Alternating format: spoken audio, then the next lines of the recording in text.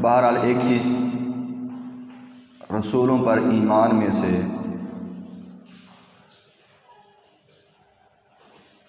کہ اپنے نبی حضرت محمد صلی اللہ علیہ وسلم ان کو شفاعت یعنی سفارش کرنے والا اور اس کی سفارش کو قبول کیا جائے گا، اس پر بھی ہمارا ایمان ہے۔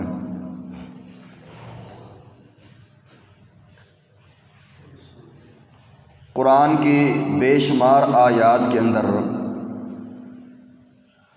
اللہ رب العزت نے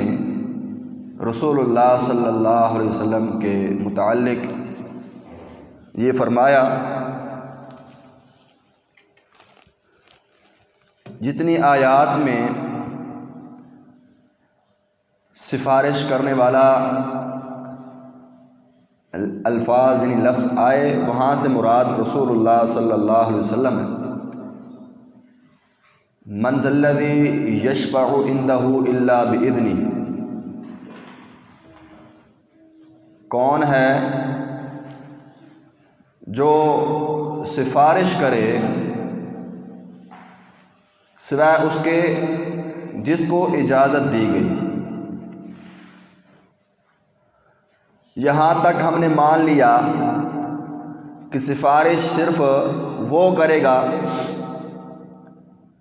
جس کو اللہ رب العزت کی طرف سے اجازت ہوگی۔ اب اجازت کن کو ہے؟ رسول اکرم صلی اللہ علیہ وسلم فرماتے ہیں، اعطیت خمسا، مجھے 5 ایسی چیزیں عطا کی گئیں جو مجھ سے پہلے کسی نبی کو نہیں عطا کی گئیں۔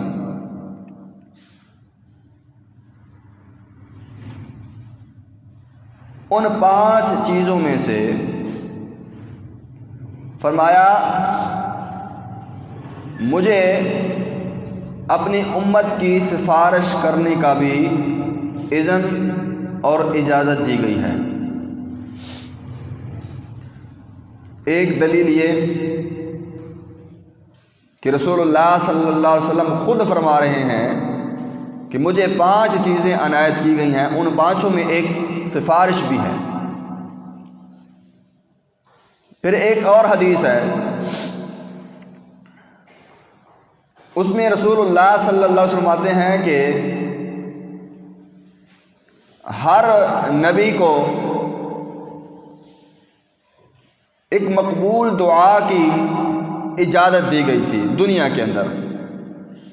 ہر نبی نے اپنی امت کے لیے وہ دعا دنیا میں کر لی تھی۔ وہ دعا ایسی دعا تھی جس دعا کو آپ سفارش بھی کہہ سکتے ہیں۔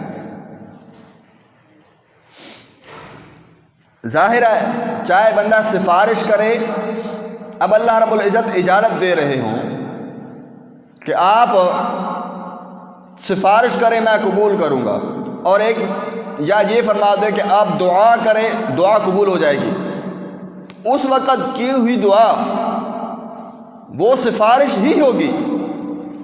جیسے سفارش کسی کے متعلق کریں گے تو وہی اسی طرح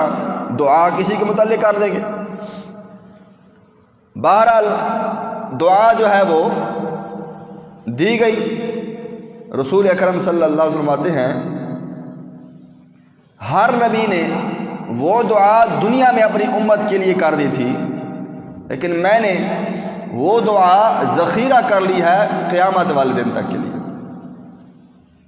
قیامت والے دن میں اپنی امت کے لیے وہ دعا وہ سفارش کروں گا جس کا مجھے دنیا کے اندر ہی حکم دے دیا گیا تھا۔ یہ حدیث بھی دلیل ہے اس بات کی کہ رسول اللہ صلی اللہ علیہ وسلم شفاعت کرنے والے ہیں اور سفارش کرنے والے ہیں۔ اس کے بعد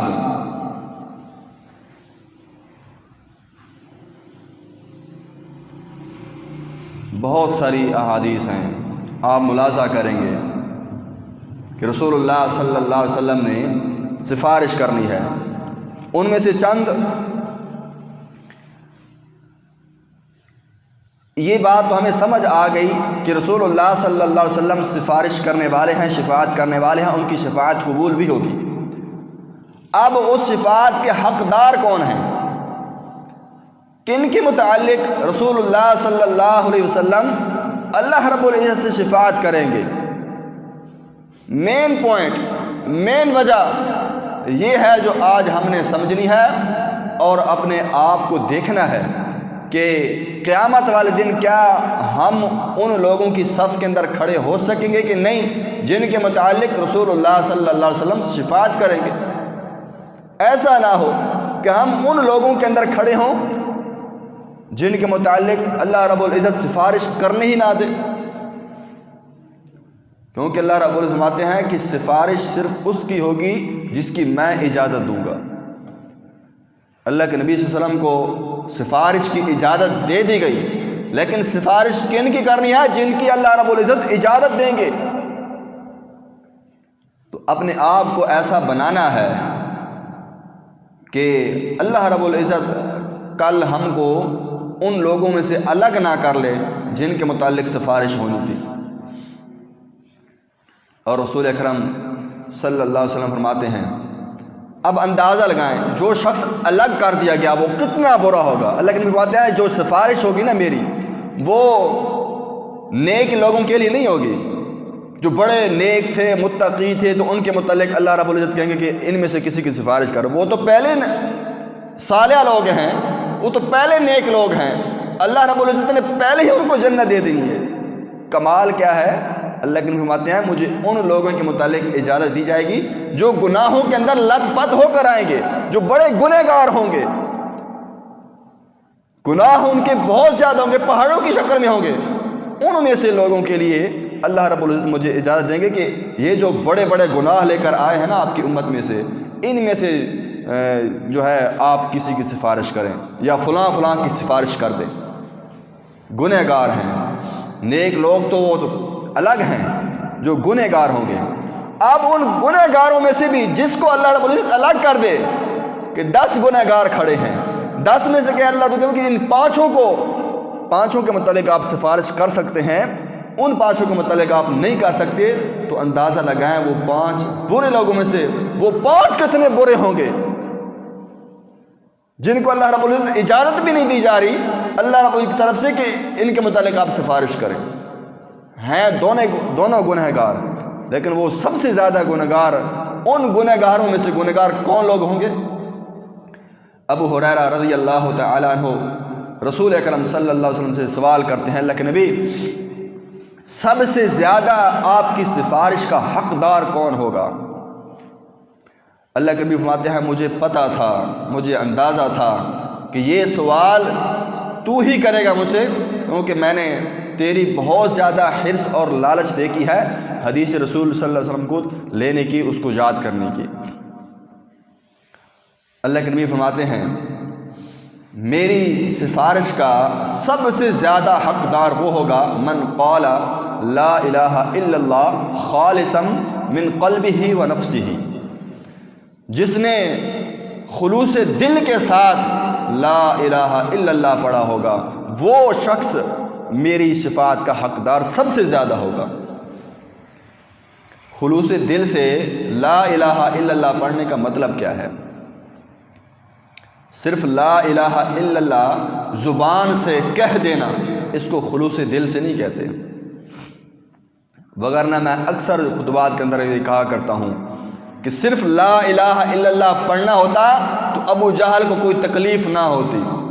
کلمہ پڑھنے سے کوئی تکلیف نہ ہوتی، کلمہ پڑھ لیتے، لیکن وہ یہ سمجھتے تھے کہ میں ایک بڑا، میرا نام ہے علاقے کے اندر، میں بڑے فیصلے کرنے والا ہوں، چودھری بنا پھرا ہوں، اگر میں نے یہ کلمہ پڑھ لیا تو پھر مجھے غلامی کے اندر آنا پڑ جائے گا، پھر میں محمد صلی اللہ علیہ وسلم کا غلام بن جاؤں گا۔ یہ ان کو ڈر تھا، یہ ان کو خوف تھا، جس کی وجہ سے وہ کلمہ نہیں پڑھتے تھے،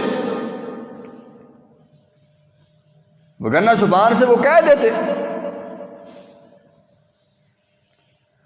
تو اسی طرح خالص دل سے کلمہ پڑھنے کا مطلب ہے لا الہ الا اللہ اللہ کے علاوہ کسی کو معبود نہیں سمجھنا۔ عبادت جس کو آپ عبادت سمجھتے ہیں، جس کو آپ عبادت سمجھتے ہیں، کوئی بھی عمل ہے جس کو آپ ثواب کی نیت سے عمل کرتے ہیں، کوئی بھی عبادت ہے آپ کے دل کے اندر، چاہے وہ حاجت کی عبادت ہو یا فرضی عبادت ہو یا آپ نے کوئی منت مانگی ہو، کوئی بھی چیز اپنے آپ پر اگر آپ نے فرض کی ہے عبادت سمجھ کر،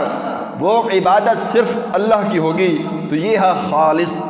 لا الہ الا اللہ، اپنے دل اور اپنی زبان کے ساتھ خالصتاً لا الہ الا اللہ پڑھنے کا مطلب ہے۔ اگر آپ پڑھتے زبان سے لا الہ الا اللہ ہے، عبادت غیر اللہ کی کرتے ہیں، عبادت زبان سے کہتے ہیں کہ اللہ تجھی سے مدد مانگتے ہیں، نکل کر کسی اور سے مدد مانگنا شروع کر دیتے ہیں، تو یہ خالص دل سے لا الہ الا اللہ پڑھنا شروع نہیں کہتے ہیں۔ آپ کا کوئی دوست ہو، آپ کو کہے کہ میں آپ سے بڑی محبت کرتا ہوں، مجھے بڑی محبت ہے آپ سے، اور وقت آنے پر وہ مصیبت کے وقت وہ آپ سے پیچھے ہٹ جائے، منہ موڑ لے، جب ضرورت تھی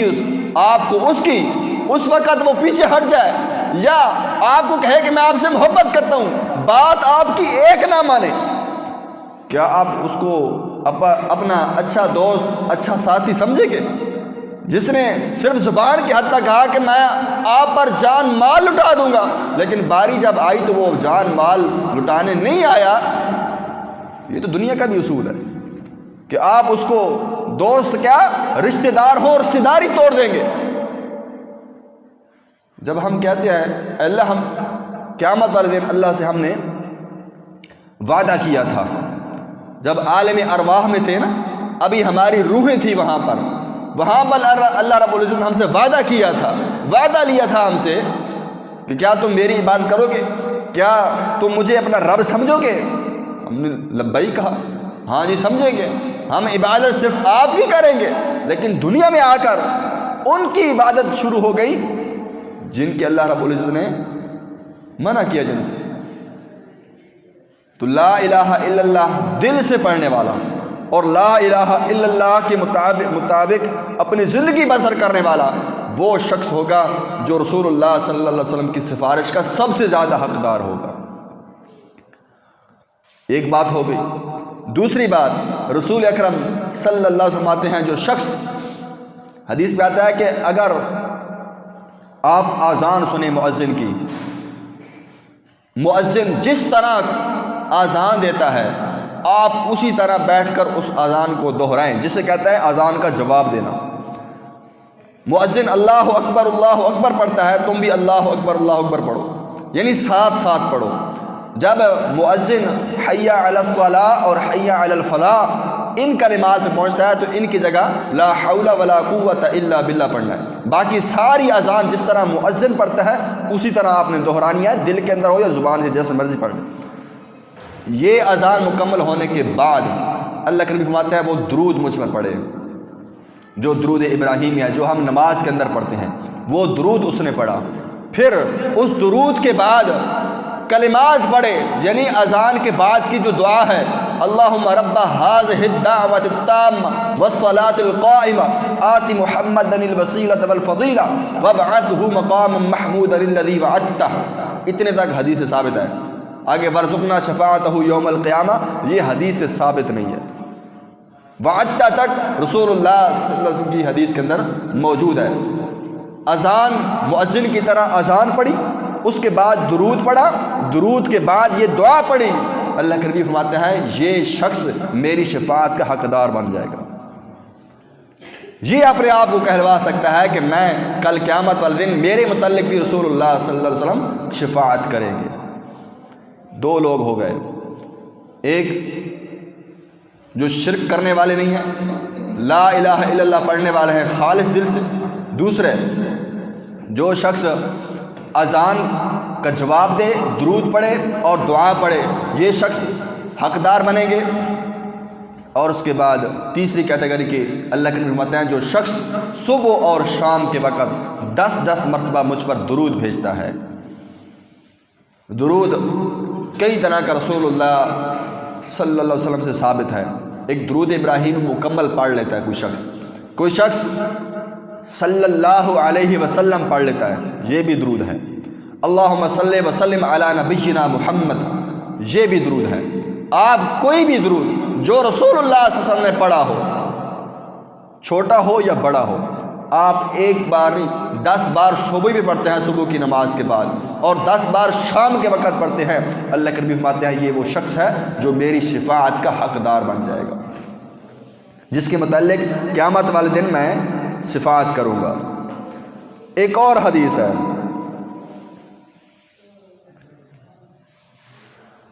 جو حدیث سن کر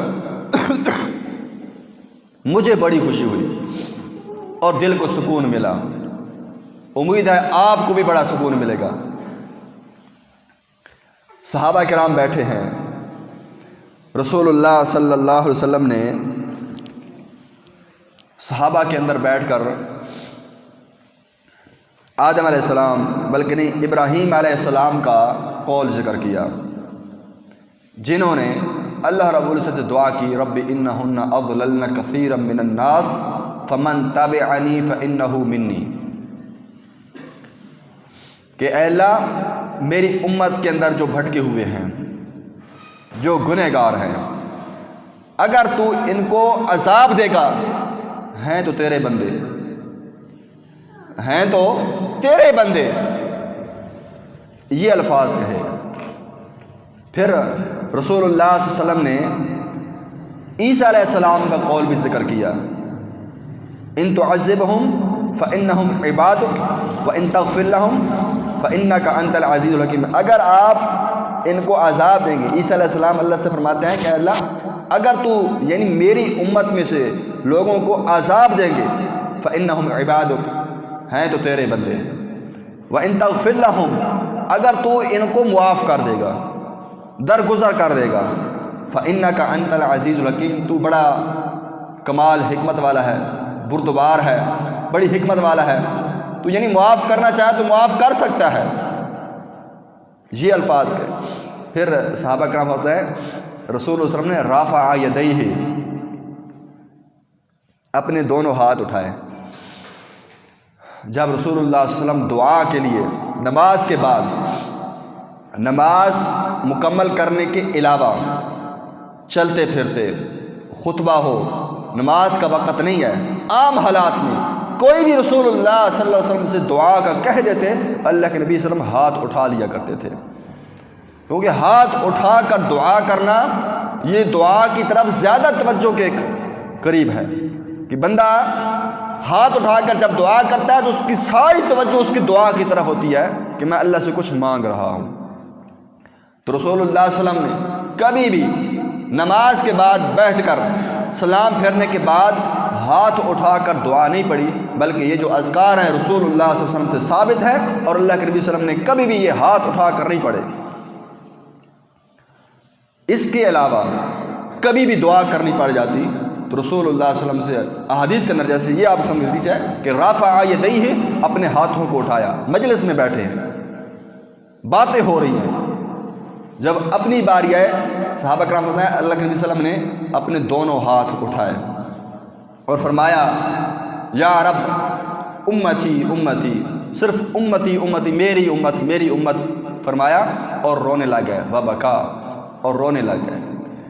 اللہ رب العزت نے جبریل علیہ السلام کو بھیجا کہ جو پوچھ کے ہو کیا وجہ ہے. رسول اللہ صلی اللہ علیہ وسلم نے جو بھی کہا،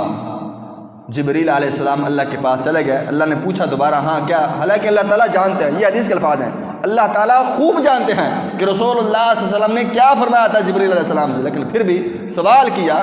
کہ میرے نبی محمد صلی اللہ علیہ وسلم کیا مانگتے تھے، کیوں اپنی امت میری امت فرما رہے تھے، کیا وجہ تھی. جو جبریل فرمایا کہ جو رسول اللہ صلی اللہ علیہ وسلم فرما دو کہ میں یہ الفاظ سننے والے ہیں، امت میں بڑے گنہگار ہیں، بڑی خطا کرنے والے لوگ موجود ہیں، ایسے لوگ ہیں جن کو ہم برا سمجھتے ہیں، امت بھری پڑی ہے گناہوں سے لت پت لوگوں کی، نیک بھی ہیں لیکن گنہگار بھی زیادہ ہیں، بے نمازی بھی زیادہ ہیں، اور بھی بہت کچھ ایسے عقائد رکھنے والے، باطل عقائد رکھنے والے موجود ہیں۔ اللہ کے نبی فرماتے ہیں کہ اللہ تعالیٰ فرماتے ہیں جبریل جاؤ، اللہ کے نبی صلی اللہ علیہ وسلم سے فرما دو کہ میں قیامت والے دن تیری امت کے متعلق تجھے خوش کر دوں گا۔ کوئی آپ کسی محکمے میں کسی جگہ پہ جاتے ہیں کسی بڑے سے ملنے، اس کا کوئی مشیر ہو، آپ کو لوگوں کے درمیان ڈائریکٹ نہ کہے کہ آپ کا کام ہو جائے گا، آپ کا کام کر دیا گیا ہے، لیکن کوئی شخص صرف اتنا بھی کہہ دے نا کہ سمجھو آپ کا کام ہو گیا، تو بندہ گھر آ کے یہ پھر شک میں نہیں پڑتا کہ پتہ نہیں ہوگا کہ نہیں ہوگا۔ جب جس نے کرنا ہے اس نے کہہ دیا کہ آپ کا کام ہو گیا، ابھی ہوا نہیں ہے، بندہ کہہ دیتا ہے کہ میرا کام ہو گیا ہے، تو اللہ تعالیٰ فرماتے ہیں اللہ کہ تو میری امت جو فرما رہا ہے نا، تیری امت کے متعلق قیامت والے دن میں تجھے ناراض کبھی نہیں کروں گا، ناراض نہیں ہوگے، ایسا فیصلہ ہوگا تیری امت کے متعلق تو خوش ہو جائے گا۔ اور رسول اللہ صلی اللہ علیہ وسلم کیا اس سے خوش ہوں گے کہ میری آدھی امت جنت میں جائے اور آدھی جہنم میں چلی جائے؟ رسول اللہ صلی اللہ علیہ وسلم یہ ایسا ہرگز پسند نہیں کرتے۔ اور باقی حدیث سے اندازہ لگائیں، اللہ کے کہتے ہیں کہ میری امت کے 70,000 لوگ ایسے ہوں گے جو بغیر حساب و کتاب میں جنت میں چلے جائیں گے، اور 3 چلو، یہ جو چلو ہوتے ہیں نا، 3 چلو بھر کر اللہ رب العزت اپنے لوگوں میں سے اٹھا کر جنت میں داخل کر دے گا، ابھی حساب و کتاب نہیں شروع ہوا۔ اللہ کا چلو کتنا بڑا ہے، حدیث میں آتا ہے قیامت والے دن زمین اور آسمان دونوں اللہ کے ایک ہاتھ میں ہوں گے۔ تو کیا یہ ہماری امت، یہ سارے لوگ زمین و آسمان سے بڑے ہیں؟ چلو ایک چلو ہوتا تو کہہ دیتے کہ شاید کوئی بچ گیا، 3 چلو بھر کر اللہ رب العزت جب جنت میں داخل کر رہے ہیں، پھر اس سے زیادہ اللہ تعالیٰ کیا فرماتا ہے کہ میں اپنی آپ کی امت کے متعلق آپ کو خوش کر دوں گا۔ لیکن صرف مسئلہ یہ ہے، وجہ یہ ہے کہ لا الہ الا اللہ خالص طور پر پڑھے۔ ایسے جو لوگ ہوں گے نا جو لا الہ الا اللہ کے متعلق زندگی بسر نہیں کرتے، ان کی نکھیرا ان کا ہو جائے گا، اللہ رب العزت ان کے متعلق سفارش نہیں کرنے دیں گے، بلکہ اللہ کے نبی خود فرمائیں گے، حالانکہ امت ہے، امت کے لیے روتے ہیں، لیکن جب حوض کوثر پر جام پینے کے لیے، حوض کوثر پر پانی پینے کے لیے رسول صلی اللہ علیہ وسلم سے لوگ آئیں گے تو اللہ کے نبی فرمائیں گے فسحقن ان کو دور کر دو، حالانکہ آپ کی امت ہے جس امت کے متعلق آپ روتے رہے ہیں، انہی میں سے لوگ کچھ آئیں گے اور اللہ کے نبی فرمائیں گے ان کو دور کر دو مجھ سے۔ کیوں؟ وہ ایسے لوگ ہوں گے، اللہ کے نبی فرماتے ہیں وہ ایسے لوگ ہوں گے جنہوں نے میرے جانے کے بعد اپنی مرضیاں کی، اپنی مرضی کا دین بنا لیا، جو میں نے دین سمجھایا تھا وہ ان کو سمجھ نہیں آتی تھی، اپنی مرضی کا دین جو آسان ان کو لگا وہ کرنا شروع کر دیا تھا۔ ان لوگوں کو میرے قریب نہ آنے دیں۔ تو یہ وہ ایسے بدبخت ہوں گے جو اتنی سفارش، اللہ فرما دے کہ میں آپ کو امت کے متعلق خوش کر دوں گا، یہ اتنی بڑی بات اللہ کے نبی فرمائے کہ لوگوں کے متعلق سفارش کریں گے، قبول ہوگی گنہگار، ان گنہگاروں میں سے سب سے گنہگار یہ ایسے لوگ ہوں گے جو اللہ کے نبی صلی اللہ علیہ وسلم کے بعد اپنی من مرضیاں کریں گے۔ اللہ سے دعا ہے صحیح معنی میں رسول اللہ صلی اللہ علیہ وسلم نے جو دین سکھلایا اس پر عمل کی توفیق عطا فرمائے۔ وما علیہ الا